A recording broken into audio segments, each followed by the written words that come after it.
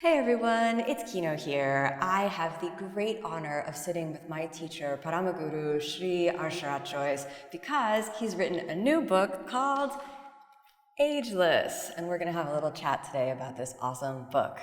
Sharathji, thank you so much. It is such an honor. It's an honor to be here, an honor to be your student, and an honor to share this amazing book. Thank you. Yeah. So maybe we can get started with the title of the book. So the book is called Ageless. Where did you come up with the title for the book? It just came up. My co-writer also suggested this, and it is when we practice yoga, we all become ageless. In a sense, whatever age you are in, but you don't look that age. Yeah. If you are in your 40s, you don't look like 40s. You always look like 25, 30s.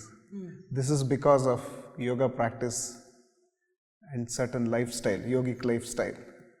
So this makes you look younger.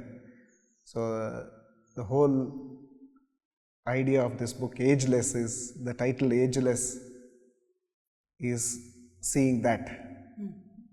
So you look very young, less age. Is the feeling of being ageless also about the energy that you get from practicing yoga? Yeah, definitely. When you have this energy, you look very young. So when you get old, that means you don't have the same energy what you have in your younger age. So by practicing yoga, you will be more active. So you look that you are very young because of all the energy you get through practicing yoga. We live consciously because to lead a happy life, happy and stress-free life. Yeah. So everybody is under stress now. So if you want to get rid of all this stress, stress comes because you cannot manage yourself. So when there is stress, you get older also because you have too much worries in your mind. Yeah. So because you are not leading a certain lifestyle. The yogi lifestyle. So yogi lifestyle. Yeah.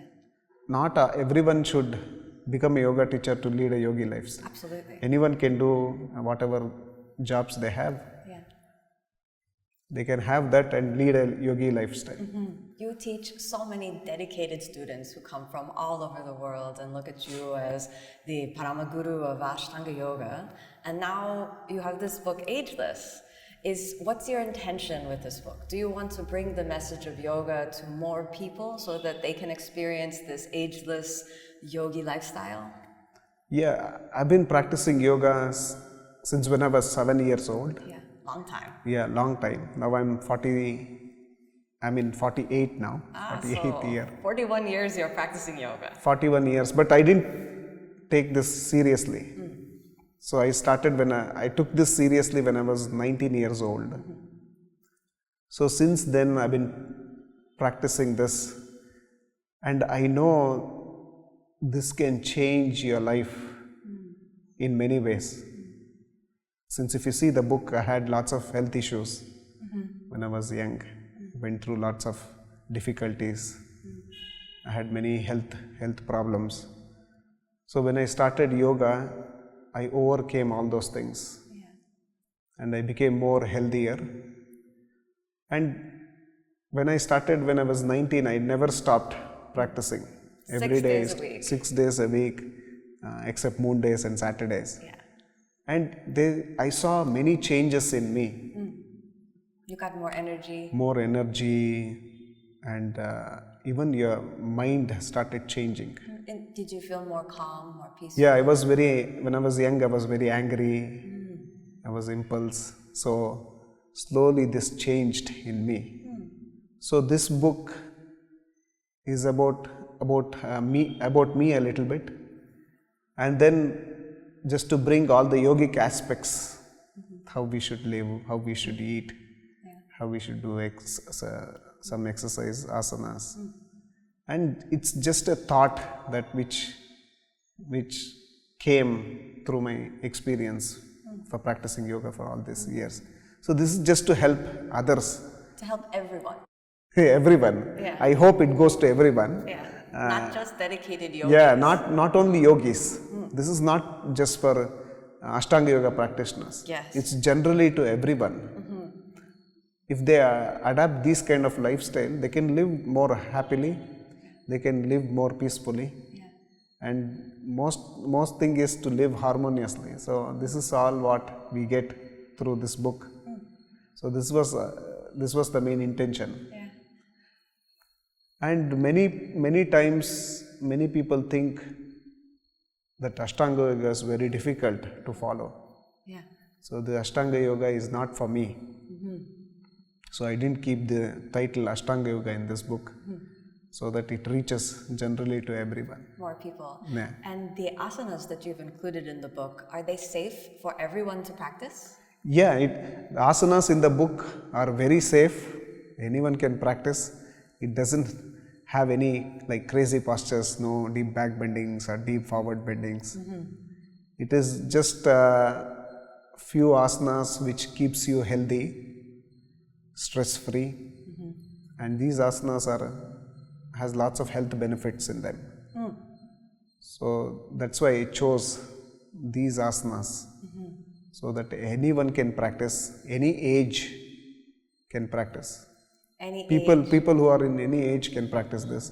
Young, old, or very old, they all can practice this asanas. Any size, any shape, any religion, everybody can. Yeah, anyone can do it. Yeah, such a gift to give to the world. Yeah. This Because teaching. we want everyone to be happy, healthy, Yeah. to enjoy this life, and we need a healthy body, healthy mind to enjoy this life, which is very precious according to me. Yeah. This life itself very precious. Being humans is very precious. So we have to live for the maximum. We have to live as long as possible Yeah. to enjoy this life. So I think these things are all very important.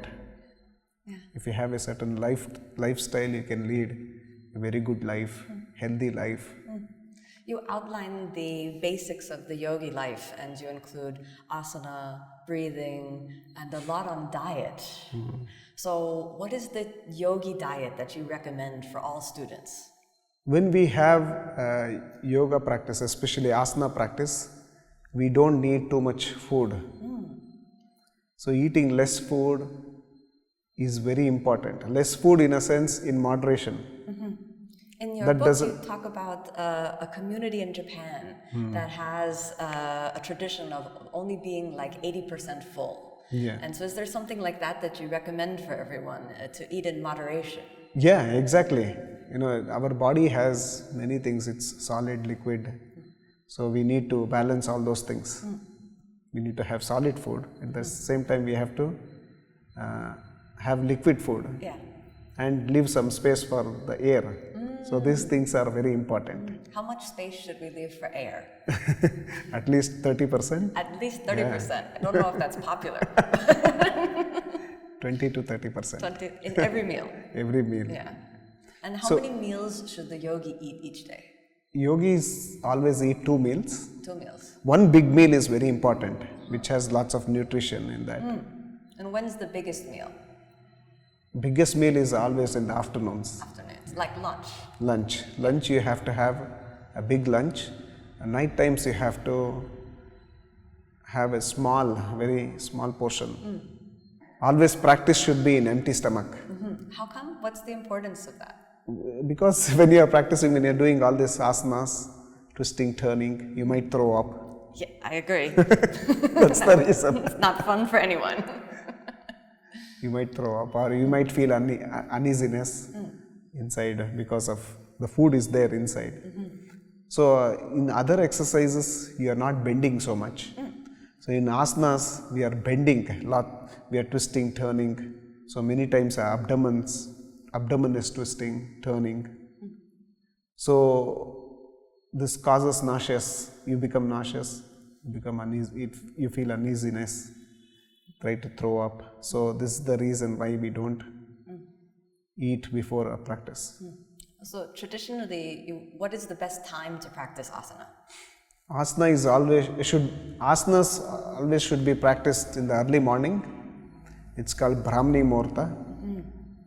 It starts around 3:30 in the morning, stays up to 6:30. So this is the right time to start your practice.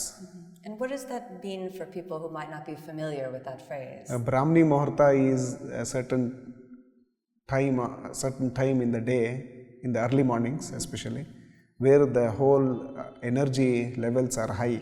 Yeah. Even you get good oxygen, and people are still sleeping, many of them. So 70-80% of them are sleeping. Yeah. So the air is very fresh, and it is very silent also.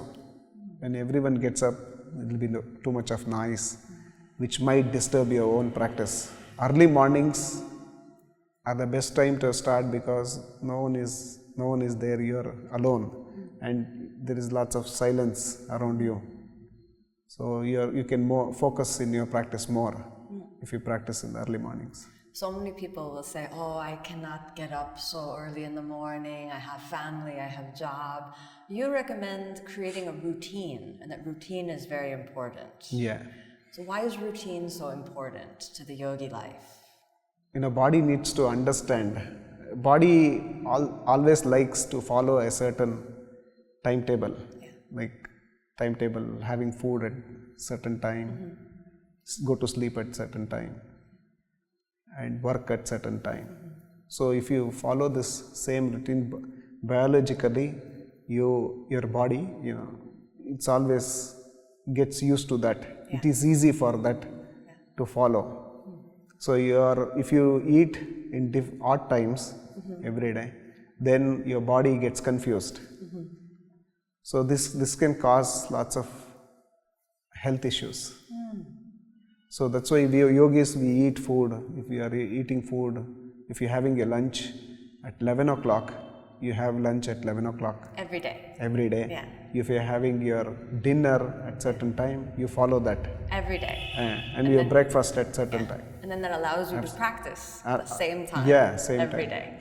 Since we are practicing in the early mornings, every day we are practicing, so we need to follow that also. Our practice time should be from this to this. Our breakfast time should be this to this. Lunch should be this to this. Dinner should be this to this. Yeah. And you go to sleep at certain time. Yeah. So this makes our body to get used to that. It is easy for the body to understand. Yeah. It sounds like the wisdom that you're sharing is really timeless wisdom, ancient yogi wisdom that you're making accessible to everyone. And it's a big inspiration. I know many people are going to say, okay, if we eat at this time and we practice yoga, but what shall we eat? Is there a particular type of food that the yogi must eat? It depends on which region you're in, like which part of the world you're in. So do you recommend for the yogi to find local food? Local food is better, and what has come in your ancestor, from your ancestors, you should follow that food. That is very good because your genes also has come from there and they understand. But we always recommend to eat vegetarian food. Nowadays, even the doctors are saying you need to eat more vegetarian food to live longer. Yeah. So there many research has been happening. People who eat non-vegetarian, they live less. But the way people who eat vegetarian food, they live longer. Yeah. These kind of research are happening now, and they are discovering this. So in yoga, it's been there for ages, from many thousands of years. Yogis have been following sattvic food, which is easy to digest. So what is this sattvic food for people who don't know what that means? Just vegetables, rice, vegetables. And the word sattva in Sanskrit means harmonious. Harmonious, yeah, peaceful. Yeah. Sattva guna, once we eat, sattva guna means very peaceful, a person who has a peaceful mind, peaceful in nature. Yeah. So when the nature is calm, peaceful, it all depends on what kind of food we eat. If we eat too much of non-vegetarian, or if we eat too much of spicy food, this makes you more aggressive. Too much junk food. Yeah. So you have to be very conscious what you are eating. So these are all affects your mind and body. Yeah. You make some recommendations also for how we should eat. So some people, they take their food and then they're on their phone and sending text messages or doing some work on the computer. What do you recommend to best assimilate the nutrients? How does the yogi eat? I mean, we now we have so many gadgets now in the modern days. Everyone is busy in their gadgets, Yeah. and they are not conscious in what they're eating, how they're eating. If they're eating food which is nourishes to this body, so they just whatever you give they eat. So in the olden days, everyone used to cook their own food, or the family, someone used to cook for them, mother or wife, cook the food, and they all used to eat together without any other disturbances, without any gadgets or anything. Yeah. Then there were no gadgets. They lived longer then. Yeah. So it was eating together is also very important in family. We get lost when we are eating and we are looking at our phone. We get lost. Yeah. So we can't enjoy our food. It's very important to enjoy your food when you're eating. You should relish your food as well. So this is one thing which is very important. I really like that idea, to really enjoy and savor every ounce that we eat. I've heard you also say that we should relish and really enjoy our practice as well. And one element that helps people enjoy their practice is the breath. And you have written a lot about the importance of deep breathing. So what are some recommendations for everybody reading the book that you can share about the breath? How important is the breath? Are there breathing techniques that everybody can do? In the book, we have told few breathing techniques. The longer you breathe, the longer the breath is, the inhalation and exhalation, the longer you live. In yogic practice, we say each person breathes 21,600 times a day, consciously or unconsciously. It's just happening. So if you lengthen your breath, the number comes down. You can expand your life. That's what pranayama means. Pranayama means to drag your prana. So by dragging that, you can live little extra years. By slowing down the breath. Yeah, slowing down the breath. And air is very important. The inhalation, the prana is very important to digest the food, allow the blood to circulate inside your body. So when we breathe consciously, when we inhale consciously, then we can purify the nervous system, you can activate the Jataragni, which is the digestive organs. Yeah. We can do all this by taking inhalation, exhalation consciously. Yeah. And this is something everybody can do. Everyone can work with the breath. They don't need to put their legs behind their head or do a crazy back bend. If they're feeling they want to take some health benefit from the practice, some simple poses, deep breathing, like all of the things you've outlined, this can really help them. Now for me, yoga is my life. Yeah. So whatever I am, this is because of yoga. And for me, that's the life. I want to discover, more asanas, go deeper in yogic practice. Not everyone needs this. If everyone has their own jobs, they have their own commitments. So in that commitment, they need to fit yoga somewhere. Yeah. So they need to fit a practice which keeps them calm, which keeps them healthy, which keeps them stress-free. So you need to accommodate that in your lifestyle. You don't have to be a full-fledged yoga teacher or yoga master, To take yoga benefit. practitioner. Yeah. So while doing this book, this was the idea.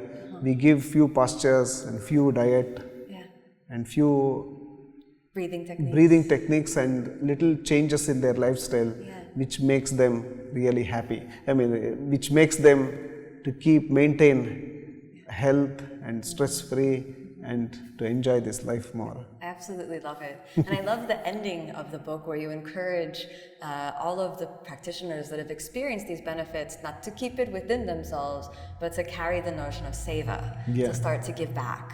And you mentioned that in the book that one of the ways that you do seva is through the act of sharing this teaching of yoga from guru to shisha. Yeah. And I want to thank you for that.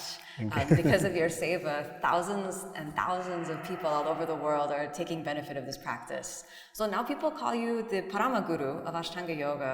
Where did this title come from? Paramaguru means it comes who follows a parampara. Parampara, for people who don't know, means the succession. Parampara is, it's not succession, it's like following a certain lineage, and through that doing around sadhana, through that lineage, and trying to teach this to others. This is a seva, giving to everyone to lead a good life, a healthy life.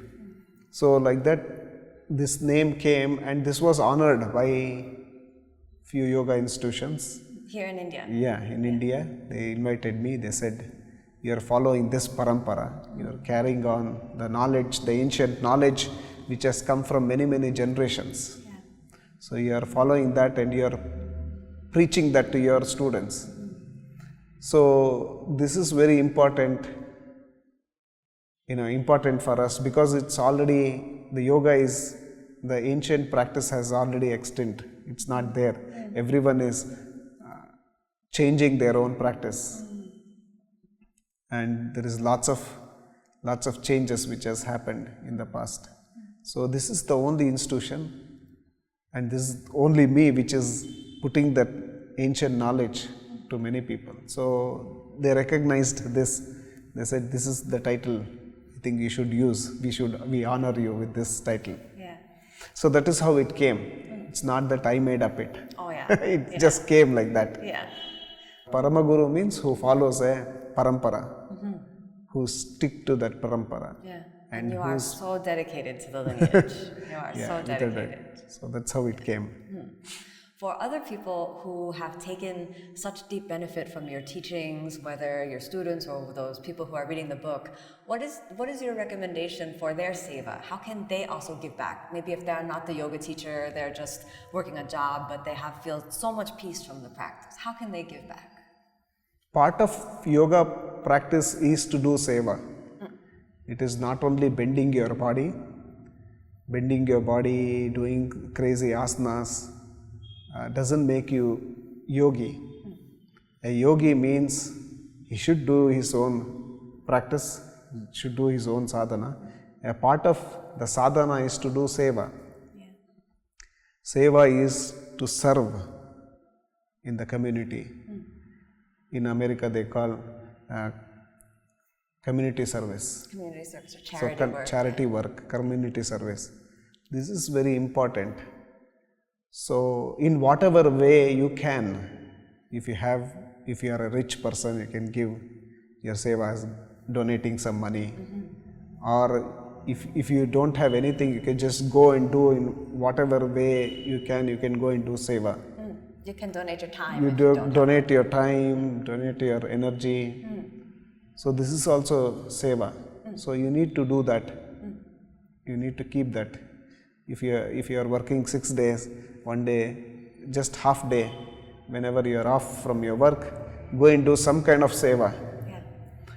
The community service. This is very good. It makes your mind very fresh. You interact with so many people who are in difficulties. Yeah.